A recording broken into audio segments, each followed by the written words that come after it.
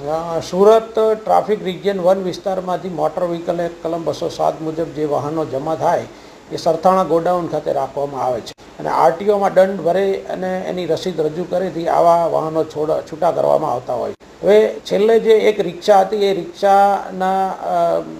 આરટીઓની રસીદ સાથે 3 ઈસમો રિક્ષા છોડાવવા માટે આવેલા, તો એમાં માલિક સાથે આવેલા નહીં હતા, જેથી ફરજ પરના અમારા એલઆર જિગ્નેશ ગીરીએ તેઓને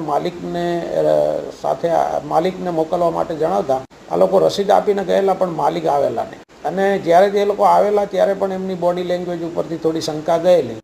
જેથી એલઆર જિગ્નેશ ગીરીએ આ બાબતમાં વધારે ઊંડાણપૂર્વક તપાસ કરતા એને જાણવા મળેલું કે આ જે રજૂ થયેલી રસીદ છે એ બોગસ છે. અને એ ખરાઈ એ રીતે કરેલી કે જે રસીદ ઉપર QR કોડ આપવામાં આવેલો હતો એ સ્કેન કરતા એમાં આરટીઓનું કોઈ